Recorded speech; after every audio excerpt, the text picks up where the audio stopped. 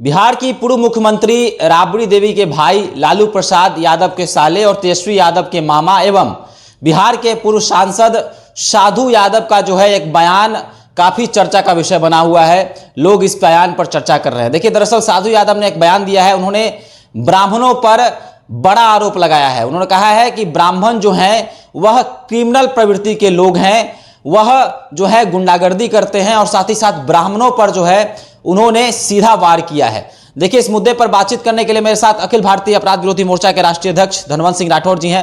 धनवंत जी, साधु यादव का कई तरह के बयान जो हैं सामने आते रहते हैं। अभी हाल ही का बयान है कि उन्होंने ब्राह्मणों को क्रिमिनल बता दिया है। क्या कहेंगे साधु यादव के इस बयान को लेकर? क्या ब्राह्मण सच में क्रिमिनल है या फिर साधु यादव का संकेत जो है किसी दूसरे तरफ है? इन्होंने सिर्फ ब्राह्मण को टारगेट नहीं किया, बल्कि ब्राह्मण और भूमिहार समाज दोनों को बताया है कि इन दोनों समाज में क्रिमिनल ज्यादातर होते थे। हमारा व्यक्तिगत ही नहीं बल्कि संस्था का भी मानना है कि कोई भी जाति खराब नहीं होता है, कोई भी धर्म खराब नहीं होता है, व्यक्ति खराब होता है। तो आप किस हिसाब से किसी समाज को कहेंगे कि वहां क्रिमिनल होते हैं?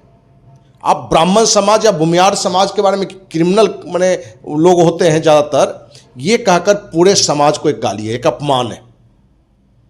आश्चर्य इस बात का है कि क्या ब्राह्मण समाज, भूमिहार समाज ही नहीं बल्कि हर समाज के नेता और राज्य के मुखिया नीतीश कुमार को भी चाहिए कि इस बिंदु पर इसका प्रतिकार होना चाहिए।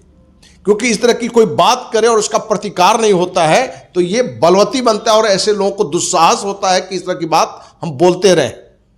और कहीं ना कहीं जो समाज में जो सामाजिक समरसता है उसको खराब करने का एक प्रयास होता है। तो कहीं ना कहीं साधु यादव ने ब्राह्मण और भूमिहार समाज के कुछ नाम भी इन्होंने गिनती से कर दिया। तो क्या 5-6 ही लोग पूरे ब्राह्मण भूमिहार समाज की गिनती है? जहां करोड़ों में है, यदि 2-4-5 लोग यदि किसी अपराध के कहानी से जुड़े हुए हैं तो उससे आप पूरे समाज को अपमानित कर दीजिएगा। यह अधिकार किसने आपको दिया है? और साधु यादव का क्या छवि है, क्या कैरेक्टर है, यह बिहार नहीं पूरे देश से क्या छुपा हुआ है? आप जनप्रतिनिधि रहे हो, आप लालू यादव के साले हो, राबड़ी देवी के बहन हो, तेजस्वी प्रताप के मामा हो, आपका ये परिचय है। और साधु यादव नाम मतलब कि एक अपराध की दुनिया से ही उनका नाम लिया जाता था। लेकिन क्या यादव समाज को हम आप कहते हैं क्रिमिनल होता है?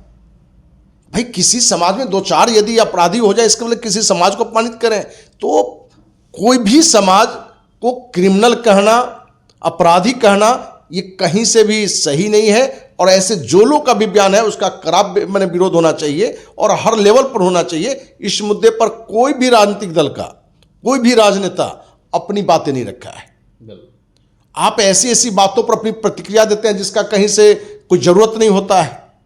लेकिन एक व्यक्ति द्वारा, एक पूर्व सांसद के द्वारा, एक बड़े राजनेता परिवार से जुड़े हुए व्यक्ति के द्वारा एक नहीं 2-2 समाज को अपमानित करना, गाली देना कि ब्राह्मण भूमिहार समाज में क्रिमिनल होते हैं, पूरे समाज को गाली देना, 2-4 नाम को गिना के मैंने आप क्या दिखाना चाहते हैं?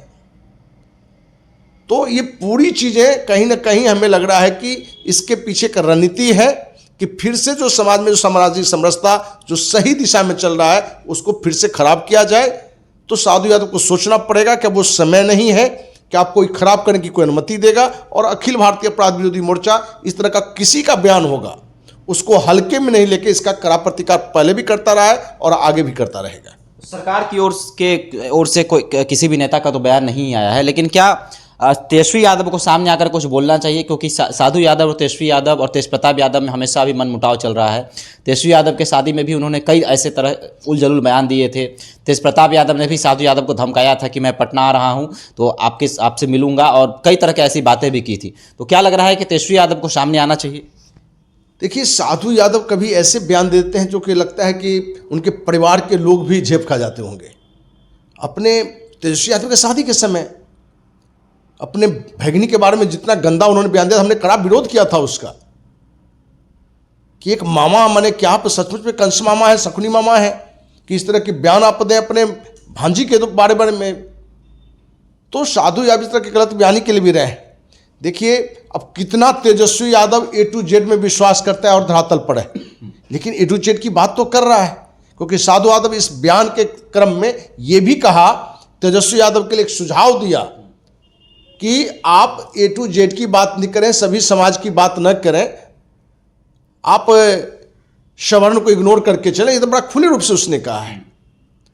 देखिए, राजनीति अपनी जगह है, हर लोग अपने वोट सत्ता के लिए, लेकिन कहीं ना कहीं तेजस्वी यादव ने ये A to Z की जो बात की वो सराहनीय है, और उस पर यदि धरातल पर चलता है तो मेरे जैसे लोग इसका समर्थन भी करेगा।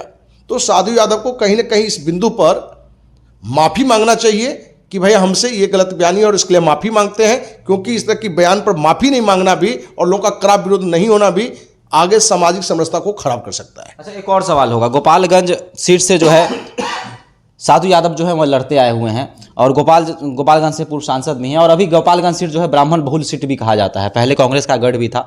तो क्या आने वाला विधानसभा चुनाव जो है उसमें चर्चा बने रहने के लिए, चुनाव लड़ने के लिए भी क्या ऐसे उल जलूल बयान जो है साधु यादव के द्वारा दिया जा रहा है? देखिए, कहीं ना कहीं इस तरह के राजनेताओं का कोई बयान जो होता है उसमें राजनीतिक रोटी जरूर होता है। तो विधानसभा चुनाव अगले साल है, तो कहीं ना कहीं इनका होगा कि भाई हम फिर से वो पहले पिछले वाली राजनीति की तरह हम इसमें दो फार हम लावें। तो सिर्फ एक विधानसभा नहीं, इस तरह के बयान से पूरे राज्य का, पूरे देश का माहौल खराब होता है। तो साधु यादव को किसने अधिकार दिया कि अपनी रोटी सेकने के लिए, अपनी सत्ता लोलुपता को पूरा करने के लिए आप ऐसे बयान दें जो कि पूरे समाज का माहौल खराब कर दे?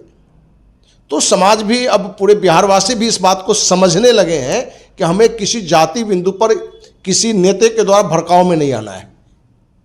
अब पहले वाली कहानी नहीं है। अब साधु यादव भी ये जो सोचते हैं कि हम इस तरह की गलत बयानी कर देंगे और सामाजिक समरसता खराब कर देंगे, प्रयास है, लेकिन सामाजिक संस्था, मीडिया और राजनेता को, सभी दल की जिम्मेवारी होनी चाहिए कि कोई भी व्यक्ति इस तरह की बयानबाजी करता है, समरसता को खराब करना चाहता है, तो उसका हम कड़ा विरोध करके समाज में एक भाईचारा का माहौल बनाए रखें।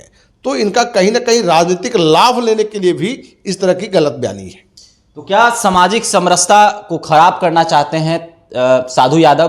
गोपालगंज सीट भी चर्चा का विषय बना हुआ है कि 2025 का बिहार विधानसभा चुनाव है, और क्या वहां फिर से साधु यादव जो है अपना भाग्य आजमा सकते हैं? और अब तो वह ब्राह्मण और भूमिहारों को टारगेट कर रहे हैं और कह रहे हैं कि यह क्रिमिनल माइंडेड लोग थे, और लोग हैं ये भी कह रहे हैं। साथ ही साथ अब चर्चा ये भी हो रही है कि सरकार के जो नेता हैं, जो ब्राह्मण जाति से आते हैं, भूमिहार जाति से आते हैं, या फिर सरकार के तरफ से भी ऐसी कोई प्रतिक्रिया नहीं आई है, किसी प्रकार का ऐसा बयान नहीं आया है। तो क्या साधु यादव के इस बयान के क्या मायने हो सकते हैं? आप भी हमारे साथ कमेंट सेक्शन में अपनी राय रख सकते हैं।